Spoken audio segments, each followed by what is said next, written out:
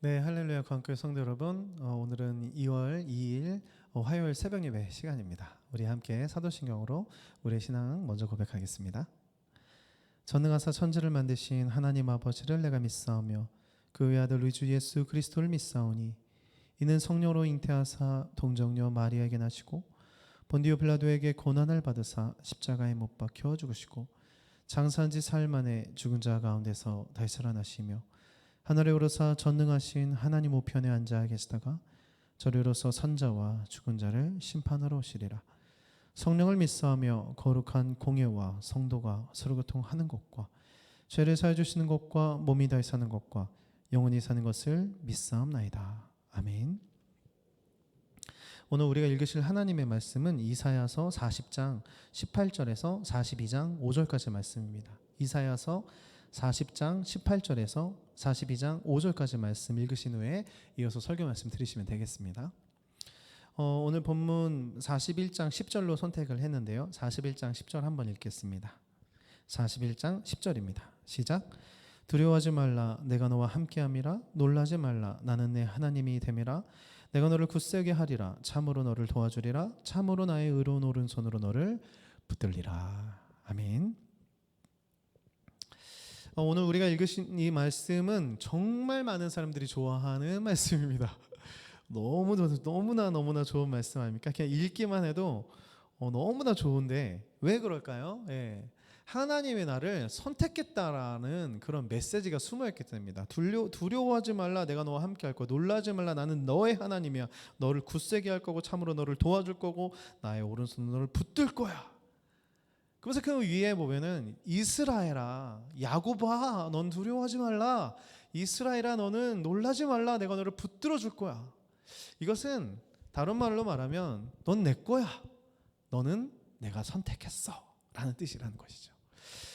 때문에 우리는 이런 선택을 받았다라는 것에 대해서 굉장히 큰 위로도 받고 굉장히 큰 그런 믿음도 생깁니다. 아, 그래서 나 선택받았구나. 나 막 떨어지진 않겠구나. 막 이런 생각을 가게 되는 것이죠. 그래서 우리가 오늘은 조금 선택에 대한 이야기를 좀 하려고 하는데요. 그럼 먼저 세상은 어떤 선택의 의미를 갖고 있습니까?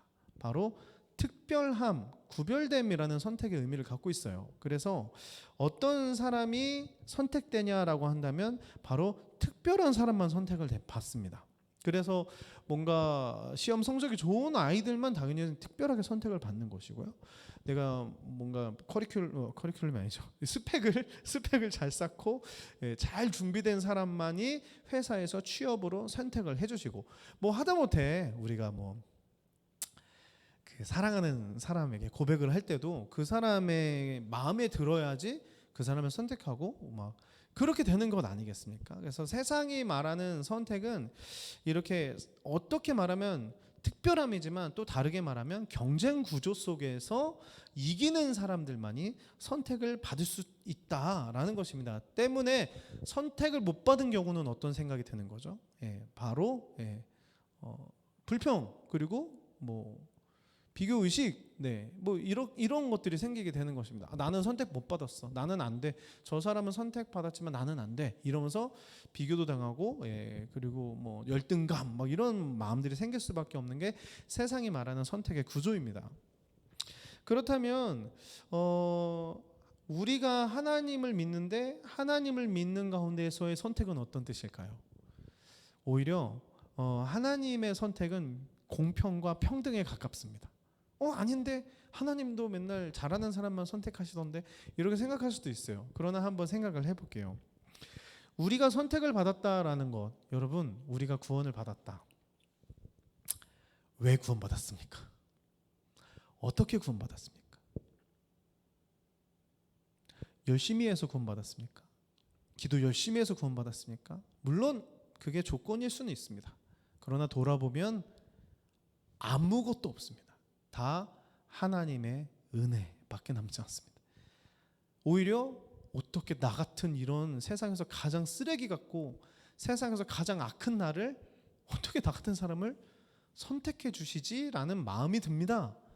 그게 진짜 구원받은 사람, 진짜 선택받은 사람의 고백이고 그게 하나님을 믿는 사람들 가운데서의 선택의 의미입니다.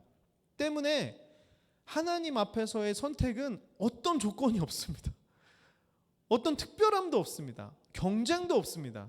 그저 나 같은 사람 구원해 주셨네 라는 마음으로 옆 사람을 보면 달라진다는 것입니다. 아, 저 사람도 하나님이 선택하셨으면 좋겠다. 아, 저 사람도 하나님이 하실 거야. 아, 나 같은 사람도 구원받았는데 저 사람도 구원받을 수 있겠다. 하나님의 모든 사랑이, 모든 선택이 모두에게 다 있다라는 사실을 믿게 되는 것입니다. 즉 십자가는 나를 위해서만 있는 것이 아니라 모든 사람을 위해서 있다라는 거. 물론 그게 뭐 선택받은 사람이 정해져 있다라는 예정론도 있지만 중요한 것은 우리가 그걸 모른다는 거예요. 누가 선택받는지 모르잖아요. 때문에 모두가 선택받았다라는 그런 마음을 가지고 모두를 대하는 것, 그것이 하나님 나라 백성으로서 선택의 의미, 즉 모두에게 공평한 의미. 하나님의 선택은 모두에게 공평하고 평등하다. 자, 그런데 그 선택이라는 것이 바로 두 가지의 종류가 있습니다. 첫 번째는 바로 구원의 의미에서 선택입니다. 그래서 방금 말씀드렸던 것처럼 우리가 구원을 받을 때에 정말 그 선택은 그냥 조건 없이 받는 선택입니다. 근데 우리는 이거를 세상적으로 생각을 해요. 세상의 선택처럼 생각해요. 그래서 내가 뭔가를 하나님의 말씀을 잘 지켰기 때문에, 아니면 내가 기도를 잘했고, 아니면 뭐 봉사를 열심히 했기 때문에 하나님이 나를 선택하셨고 나를 구원하셨다라고 착각을 합니다. 때문에 성도님 오늘 돌아가시면 천국 갈 수 있습니까? 라고 물어본다면 많은 사람들이 우물쭈물하는 이유는 나 요즘 신앙생활 잘 못했는데 이렇게 생각을 한다는 거예요. 여러분, 그거는 아무 의미가 없는 것입니다. 내가 구원을 받았다라는 선택은 아까 말씀드린 것처럼 내가 죄인임에도 불구하고 선택받은 것입니다. 내가 무엇을 했기 때문에가 아니라 무엇을 안 했음에도 불구하고 선택받은 사람이라는 것입니다. 그것은 불변이고요. 그것이 바로 구원의 의미에서 선택이라는 것입니다. 그저 은혜로 받는 겁니다. 그냥 선물입니다. 하나님이 선물로 주시는 겁니다. 우리가 아이를 볼 때 그냥 보면 아우 예뻐 이렇게 하는 것처럼, 아니면 막 우리가 자녀를 만날 때 우리 자녀가 막 너무 예뻐가지고 그냥 그 자녀를 잡고 그냥 이렇게 껴안아 주는 것처럼 구원은 그런 의미입니다. 나는 아무것도 한 게 없는 겁니다. 그냥 단순히 하나님이 나를 아우 예뻐 하면서 안아주시는 겁니다. 그게 바로 구원입니다. 구원의 선택입니다. 그것이 첫 번째의 선택의 의미이고요. 두 번째 선택의 의미는 바로 사명적인 선택입니다. 하나님께서 선택을 하실 때에 또 다른 선택의 의미는 바로 사명의 선택이라는 것입니다. 하나님께서 이스라엘이라는 나라를 선택하셨던 이유는 무엇입니까? 더 나아가서 아브라함을 선택한 이유는 무엇입니까? 그를 구원하기 위함입니까? 맞습니다. 그러나 더 나아가서는 너를 통하여 열방이 너를 통하여 열방이 구원을 받을 것이다. 이스라엘을 선택한 이유도 무엇입니까? 너를 통하여, 너희 민족을 통하여. 이게 똑같은 것입니다. 선택이라는 것은 두 가지인데 두 번째는 바로 그것입니다. 그냥 나만 잘 먹고 잘 살아서 나만 천국 가라는 의미에서 그런 구원의 선택이 아니라 나를 통하여서 하나님의 구원을 확장시키려고 하시는구나. 그래서 나를 선택하셨구나라는 것입니다. 그래서 그거를 깨달아야 합니다. 야곱은 그 전까지는 깨닫지 못했습니다. 그냥 자기 잘 먹고 잘 사는 것이 전부였습니다. 그래서 막 에서처럼 살고 싶었습니다. 그냥 남을 등을 치면서 살았습니다. 그런데 어느 날 정말 큰 위기 속에서 천사와 밤새도록 씨름을 하고, 그때 하나님께서 물어보십니다. 너의 이름이 무엇이냐? 근데 저는 사기꾼입니다. 저는 야곱입니다라고 대답합니다. 그때야 비로소 그래, 네가 너를 인정했으니 너의 이름을 바꿔준다. 너는 이스라엘이다.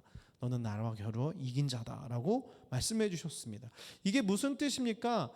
그 전까지는 너의 인생이 너만을 위해서 살았던 인생이었지만 이제는 네가 한 민족을 이루고 그 민족을 통해서 복음을 확장시켜야 할 것이다. 그게 너의 사명적인 선택이다 라는 말씀입니다. 여러분, 말씀을 마무리하면서요, 오늘 우리가 읽은 이 말씀이 굉장히 많은 위로를 받습니다. 하나님이 나를 선택하셨어. 이 말씀을 읽으면 난 정말 특별해, 이런 느낌이 들어요.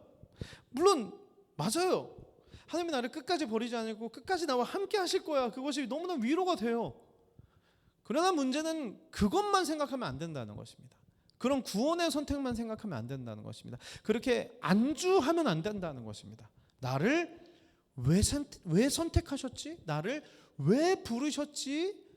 그 사명적인 선택을 바라봐야 한다는 것입니다. 12제자들도 마찬가지였습니다. 그들은 의기양양했습니다. 예수님 나를 선택했어. 그래서 가는 곳마다 난 예수님 제자야. 난 예수님 제자야. 막 그거를 막 자랑거리로 여겼습니다. 그러나 그것은 한순간에 무너졌습니다. 예수님 십자가 달릴 때 그들은 다 도망갔습니다. 그 후에 예수님이 베드로를 찾아왔을 때 물어보십니다. 네가 나를 사랑하느냐? 베드로가 고백합니다. 당신이 아십니다. 베드로가 이제는 달라졌어요. 과거의 베드로가 달라졌어요. 당신이 나를 사랑하시지 아시지 않습니까? 라고 대답을 해요. 그때 예수님이 하셨던 대답이 굉장히 큰 의미가 있습니다. 예전 같으면 이제 그 물고기 버려두고 나를 따라라 그렇게 구원의 선택으로 불렀다고 한다면 이제는 사명의 선택을 주십니다. 네가 나를 진짜 사랑한다면 이제는 내 양을 먹여라. 내 양을 쳐라. 내 양을 먹여라 라고 말씀하신다는 거예요. 무슨 말입니까? 선택은 두 가지입니다. 구원의 선택이 있지만 또 바로 사명의 선택이 있습니다. 사명의 선택을 깨닫는 데까지는 성장이 필요하고요. 성장을 한 사람들은 내가 단순히 구원받으려고 이렇게 선택받은 게 아니구나. 하나님이 주시는 사명을 이루려고 선택받은 거구나. 여러분 그때 이 말씀이 훨씬 더 의미 있게 다가옵니다. 주의 말씀을 전하는 자여, 주의 사명을 전하는 자여, 두려워하지 말라 내가 너와 함께하리라. 오늘도 복음의 말씀을 전하는 자여, 놀라지 말라 내가 너와 함께하리라. 오늘도 말씀 전하가 핍박받는 자여, 끝까지 내가 너를 붙들 것이다. 여러분 이 말씀은 어찌 보면 구원의 선택보다 사명의 선택을 누리는 사람들에게 더 적합한 말씀인 줄 믿습니다. 때문에 우리가 오늘 하루 또 이 한 주간 살아가고 우리 인생을 살아가는데 단순히 내가 구원받았습니다의 선택에만 감격하지 마시고 이제는 하나님이 나를 제자로 부르셨구나, 리더로 부르셨구나, 나를 하나님의 나라를 확장시키는 것에 나 같은 사람을 부르셨구나, 그 감격으로 선택받음을 하루하루 누리고 살아간다면 끝까지 너를 붙들 것이다 라는 이 하나님의 말씀이 하루하루 더 크게 다가오게 될 줄 믿습니다. 그런 복된 하루와 그런 한 주 보내시기를 예수님으로 축복드립니다. 아멘. 자, 주기도문으로 예배 마치겠습니다. 하늘에 계신 우리 아버지의 이름이 거룩히 여김을 받으시오며 나라가 임하오시며 뜻이 하늘에서 이루어진 것 같이 땅에서도 이루어지리이다. 오늘날 우리에게 일용할 양식을 주옵시고 우리가 우리에게 죄진 자를 사해 준 것 같이 우리의 죄를 사해 주옵시고 우리를 시험에 들게 하지 마옵시며 다만 악에서 구하옵소서. 태그 나라와 권세와 영광의 아버지께 영원히 있사옵나이다. 아멘.